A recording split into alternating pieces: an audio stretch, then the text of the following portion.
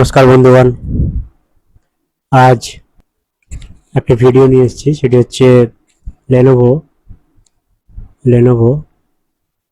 G570 Lenovo G570 ভিন circuit. ঠিক আছে, লেনোভো G570 ভিন সার্কিট। তো প্রথমে এখানে ডিসি জ্যাক রয়েছে। ডিসি জ্যাকের 4 আর 3 আর 4 হচ্ছে অ্যাডাপ্টার ইন, আর 2 আর 1 হচ্ছে গ্রাউন্ড। তো 3 আর 4 থেকে বেরিয়ে ফিউজ হয়ে কয়েল হয়ে ভিন নাম হয়েছে। এরপর আমরা দেখতে পাবো এই ভিনটি গিয়ে আমাদের ফার্স্ট মসফেটের সাথে লেগেছে।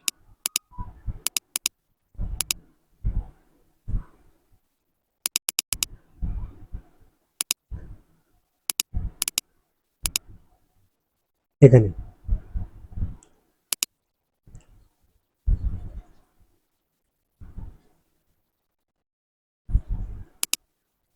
এবার এখানে ফার্স্টে ভিন এলো, এর মানে 19 ভোল্ট বা 20 ভোল্ট। তারপর ফার্স্ট মসফেট, এটা হচ্ছে আপনাদের P channel MOSFET. P channel MOSFET ড্রেনে পড়ছে, এটা ড্রেন। আর এটা সোর্স, যেহেতু এটা ফরওয়ার্ড আছে, ফরওয়ার্ডে আরবি ফেট এটা।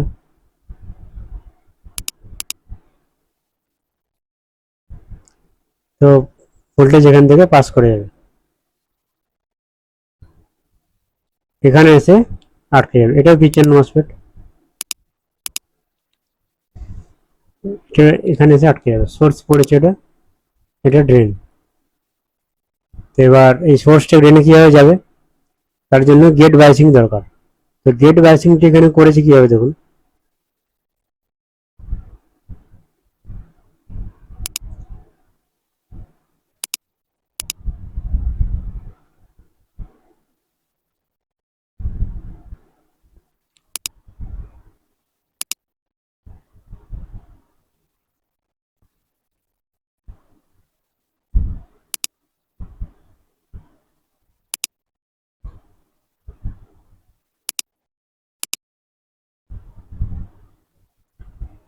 কিভাবে করেছে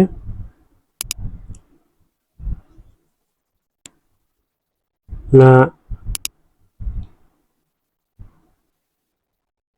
ফার্স্ট এখান থেকে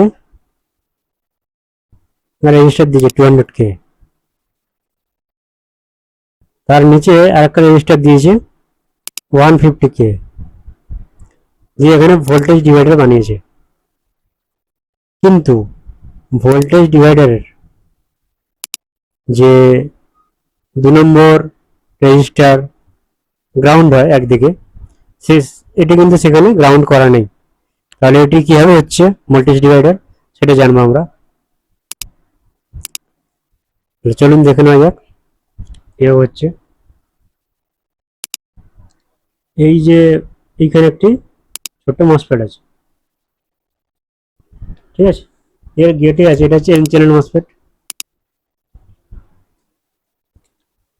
তো এর এর গেটে আছে এই প্যাকিন বলে সাপ্লাই আসছে, প্যাকিন।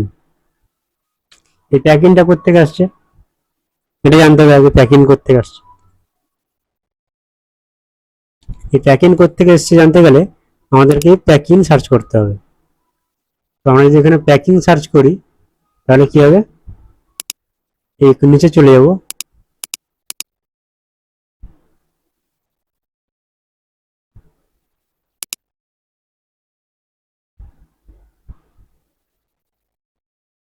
এই যে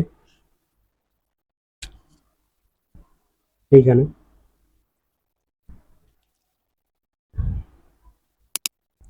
এই যে আসছে আপনাদের 6251 VDD প্যাকিং হচ্ছে এইখানটায় 6251 VDD। এটা আসছে আপনাদের চার্জিং সেকশনের চার্জিং আইসি ভিডিডি ভোল্টেজ দেখাচ্ছি আপনাদের। এই যে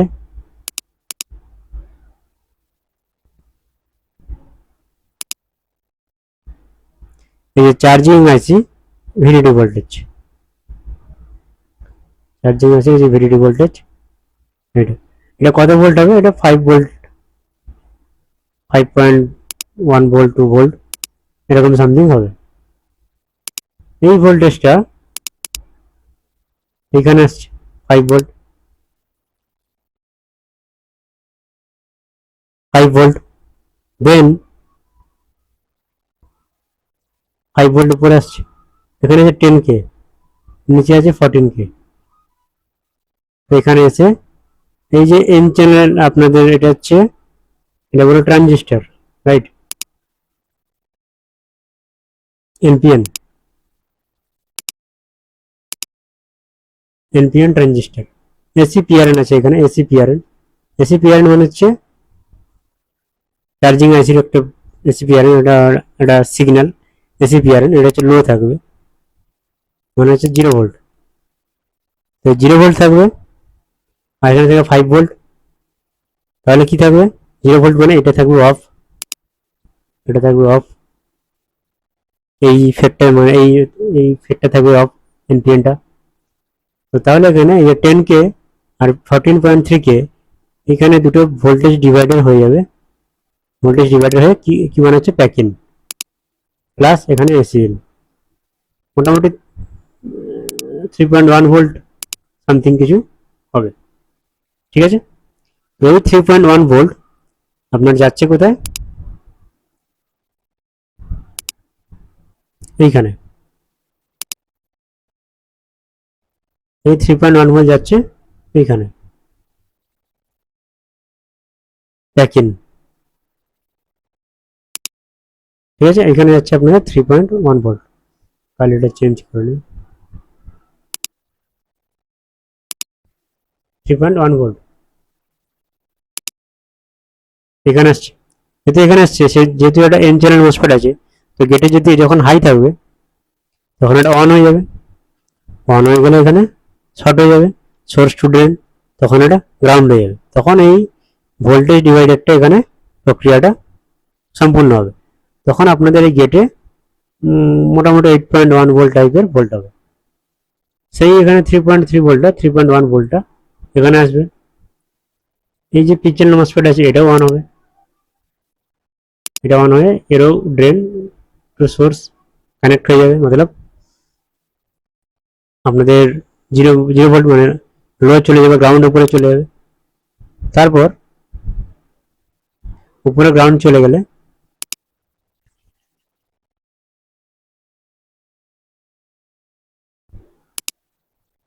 এখানে থাকবে 0 ভোল্ট, এটা হচ্ছে আপনাদের এনপিএন, এটা হচ্ছে আপনাদের পিএনপি। তার মানে যেহেতু এটা লো, সেহেতু এটা অফ থাকবে,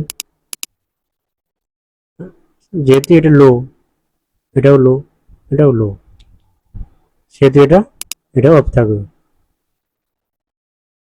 অফ থাকলে এইখানে থাকবে 19 ভোল্ট, এখানে থাকবে আপনাদের 8 ভোল্ট,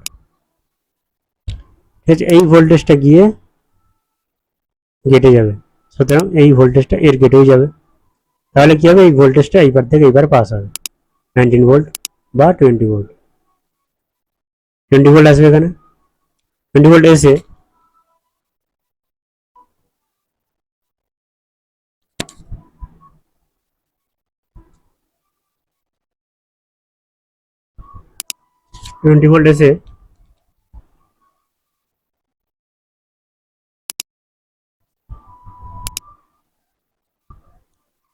এবার এইখানে আসবে, দেখুন এইখানে ব্যাপারটা একটু বুঝুন, এটা হচ্ছে ব্যাটারি সেকশনের এখানটায়, ঠিক আছে, এটা একটু ক্লিয়ার করে দিই।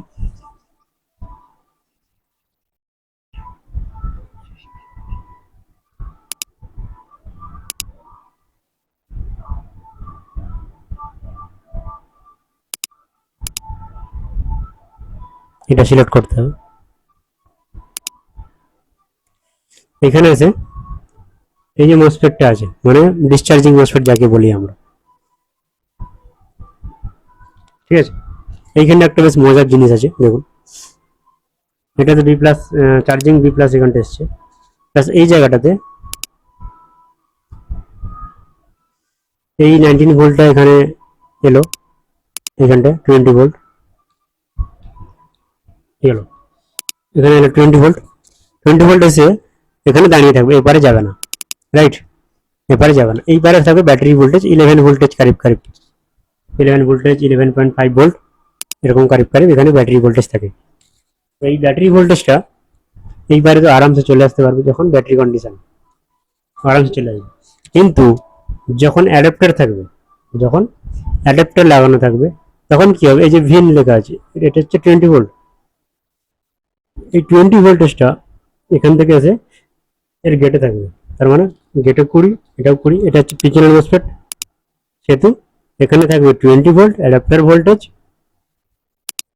আর এখানে থাকবে ব্যাটারি ভোল্টেজ 11 ভোল্ট বা 11.5 ভোল্ট। ঠিক আছে। এরপর এবার দেখুন এইখান থেকে এটা আসছে, আর এইখানে একটা এনপিএন ট্রানজিস্টর আছে, এনপিএন ট্রানজিস্টর আছে এখানে। এবার এই ট্রানজিস্টর যদি শর্ট হয়ে যায়, যখন এখানে ভিন থাকবে না, যখন এখানে ভিন থাকবে না, ঠিক আছে, যখন এখানে শুধু ব্যাটারি থাকবে, তখন কি হবে, এই প্যাকিংটাও হবে না, এই প্যাকিং আছে, প্যাকিংটাও হবে না, কারণ অ্যাডাপ্টার ছাড়া এটা আসবে না ভোল্টেজ, এখানে প্যাকিংটাও থাকবে না। ঠিক আছে। সো তখন কি হবে, এইখানের যে 19 ভোল্টটা আছে, এই 19 ভোল্টটা তো থাকবে না, তখন তখন এখানে লো থাকবে এই জায়গাটা। সেক্ষেত্রে যেহেতু এটা এনপিএন, ব্যাটারি ভোল্টেজ আরামসে আরামসে এবার থেকে এবারে চলে আসবে ব্যাটারি ভোল্টেজ, তখন তখন এখানেও 11 ভোল্টেজ হয়ে যাবে, উইদাউট অ্যাডাপ্টার, অনলি ব্যাটারি। ঠিক আছে। দেন দেন ভোল্টেজটা এবারে চলে আসবে, কিন্তু ওই সামনের এই মসফেটটা পেরিয়ে যাবে, সামনের মসফেটে পেয়ে যাবে, যেহেতু এটা এসি ফেট,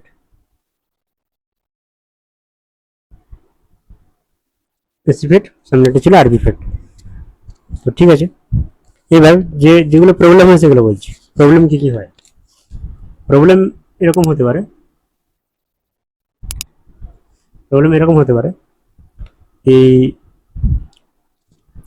ধরুন আপনার এই যে মসফেটটা আছে, এইটার লিকেজ হতে পারে, এর যে লিকেজ থাকে, তাহলে কি হবে, এর গেটে কিছু না কিছু একটা ভোল্টেজ তৈরি হয়ে যাবে, গেটে কিছু না কিছু একটা ভোল্টেজ তৈরি হয়ে যাবে, ধরুন 1.2 ভোল্ট এরকম কিছু একটা ভোল্টেজ তৈরি হয়ে যাবে। যেহেতু এটা এনপিএন ট্রানজিস্টার, এনপিএন ট্রানজিস্টার গেটে মিনিমাম 0.75 ভোল্ট হলে অন হয়ে যায় গেট, যেহেতু 1 ভোল্টের কাছাকাছি পাবে এটাতে, তখন কি হবে, ব্যাটারি লাগানো অবস্থায় তো ল্যাপটপ চলবে, কোনো সমস্যা নেই, ব্যাটারি লাগানো অবস্থায় চলবে।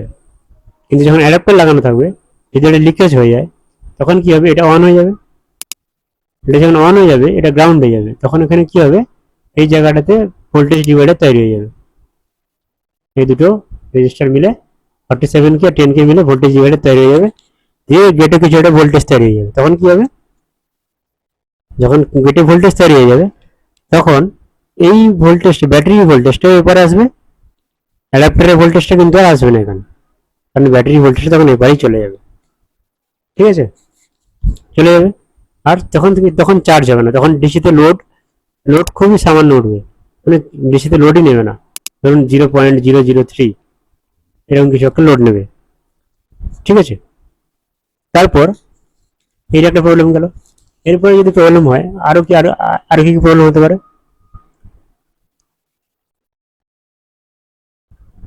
এই যে এসি পিয়ারন এই জায়গাটা,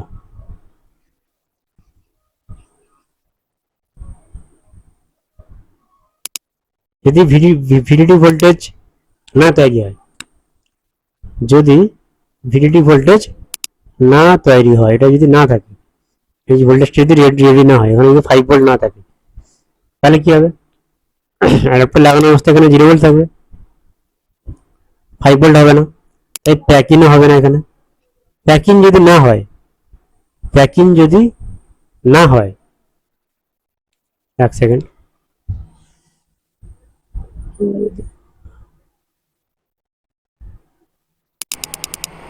হ্যাঁ, তো প্যাকিং যদি না হয়, ঠিক আছে, যদি এখানে প্যাকিং প্যাকিং এখানে না তৈরি হয়, তাহলে কী হবে, ফার্স্ট মসফেট যেটা আছে, ফার্স্ট মসফেট কী হবে, গেট বাইসিং হবে না। দেখুন দেখাচ্ছি,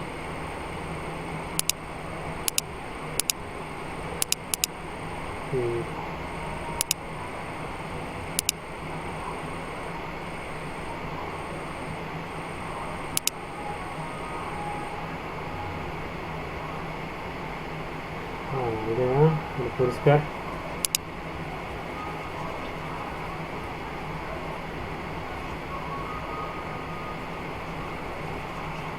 প্যাকিং যদি ওখানে না হয় তাহলে কী হবে, তাহলে এখানটায় 0 ভোল্ট, 0 ভোল্ট থাকলে এই যে এন চ্যানেল মসফেট অফ থাকবে।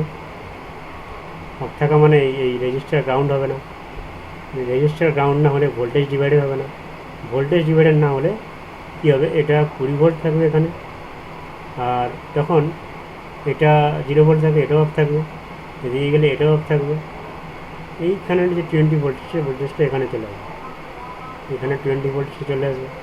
এই 20 ভোল্টেজটা এলে এটা যেহেতু এনপিএন অন হয়ে যাবে, এই গ্রাউন্ডটা এখানে উঠে যাবে, আর এটা পিএনপি গ্রাউন্ড উঠে গেলে এখানে লো হয়ে যাবে। লো হয়ে গেলে কী করবে, ও এই যে ভোল্টেজটা এইবারে চলে এসেছিলো, এই ভোল্টেজটা ওই কী করবে, এখান থেকে নিয়ে এইখানে নিয়ে চলে আসবে। সুতরাং এর গেটেও হয়ে যাবে 20 ভোল্ট, প্লাস এর গেটেও হয়ে যাবে 20 ভোল্ট। সুতরাং এইবারে আর ভোল্টেজটা পাস করবে না। তাহলে এটা একটা প্রবলেম হয়, এসি পিয়ারান হচ্ছে না, এটা একটা প্রবলেম। প্লাস ওইখানে একটা দেখালাম, ওটা একটা প্রবলেম, ঠিক আছে, এই ধরনের প্রবলেম হয়।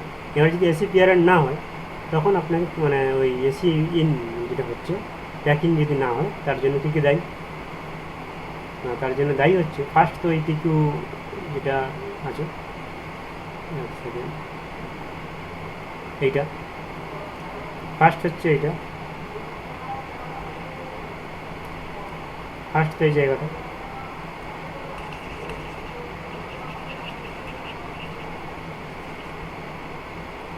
ফার্স্ট যেটা দায়ী সেটা হচ্ছে এই ট্রানজিস্টার বা মসফেট যাই বলুন, ফার্স্ট এটা দায়ী।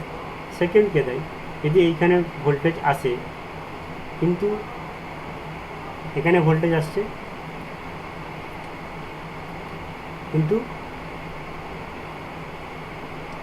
অন হচ্ছে না, এখানে ভোল্টেজ আসছে না, এটা হয়তো শর্ট হয়ে যাবে, এটা যদি শর্ট হয়ে যাবে তখন এখানে গ্রাউন্ড চলে যাবে, তখন এখানে ভোল্টেজ আসবে না। এইটা একটা প্রবলেম, হতে পারে খারাপ। প্লাস চার্জিং আইসি আছে, এই চার্জিং আইসি রিকোয়ারমেন্ট দেখতে হবে, তখন যদি ওখানে ভোল্টেজ না হয়, মানে ভিডিডি ভোল্টেজ যদি না হয়, তাহলে তখন কী কী চেক করতে হবে, যদি ভিডিডি ভোল্টেজ না হয় তখন চেক করতে হবে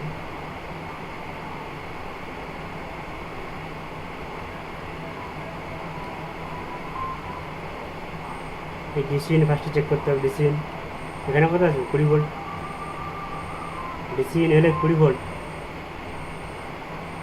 তারপরে এখানে 5 ভোল্ট আউট হয়ে যাওয়া উচিত। আর একটা আছে এই যে এটা এনেবেল, যেটা দেখাচ্ছে এনেবেল মানে হচ্ছে, যেহেতু এটা আইএসএল আইসি আছে তাই এখানে এনেবেল লেখা আছে। এনেবেল মানে হচ্ছে ডিকিউ আইসি যদি হয় তাহলে হবে এসি ডিটেক্ট, এই পিনে এটা ভোল্টেজ ডিভাইডার হবে, এখানে ভোল্টেজ আছে 3 ভোল্ট মতো ভোল্টেজ, এলেই মোটামুটি এখানে আপনাদের 5 ভোল্ট রেডি হয়ে যাওয়া উচিত। এখানে 5 ভোল্ট রেডি হয়ে গেলে তার মানে আপনাদের ওখানে এসি পিআরএন চলে আসবে, আর এখানে এসি পিআরএন লো থাকবে, এই যে এসি পিআরএন এটা থাকবে লো, এই আইসির ক্ষেত্রে এসি পিআরএন থাকবে লো, ঠিক আছে, মানে 0 ভোল্ট লো থাকবে। তো এখানে যখন লো থাকবে তার মানে ওপর থেকে এই ভিডিডি ভোল্টেজটা আসবে, ভোল্টেজ ডিভাইডার হয়ে যাবে এবং প্যাকিং তৈরি হয়ে যাবে, প্লাস এসি ইউনও তৈরি হয়ে যাবে। এই ছিল এই সেকশনটার বৈশিষ্ট্য, আর কোথায় কোথায় কী প্রবলেম হয় সেটাও বলে দিলাম, কীভাবে কীভাবে কী প্রবলেম হয়। যদি এরকম ভিডিও পেতে চান চ্যানেলটিকে অবশ্যই সাবস্ক্রাইব করবেন এবং পাশে থাকা বেল আইকনটিকে প্রেস করে লেটেস্ট আপডেটের জন্য প্রস্তুত থাকবেন। আর যদি কারোর ট্রেনিং দরকার হয় বা এই চিপ লেভেল ল্যাপটপ চিপ লেভেলের ব্যাপারে ট্রেনিং দরকার হয় তাহলে আপনারা যোগাযোগ করতে পারেন, ঠিক আছে। আমার টেলিগ্রাম আইডি আছে বা ইউটিউব আছে, আপনারা যোগাযোগ করতে পারেন। আপনারা যোগাযোগ করবেন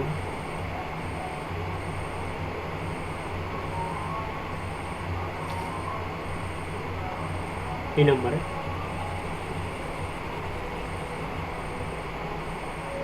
9477196313। এই নাম্বারে যোগাযোগ করতে পারেন যদি আপনাদের কোনো কোয়ারি থাকে বা যদি কেউ শিখতে চান অবশ্যই যোগাযোগ করবেন। আর ওয়েবসাইট আছে www.sanjoymicroprocessor.co.in প্লাস এখানে গিয়েও আপনারা রেজিস্টার করতে পারেন, প্লাস টেলিগ্রাম করতে পারেন @সঞ্জয় মাইক্রোপ্রসেসর।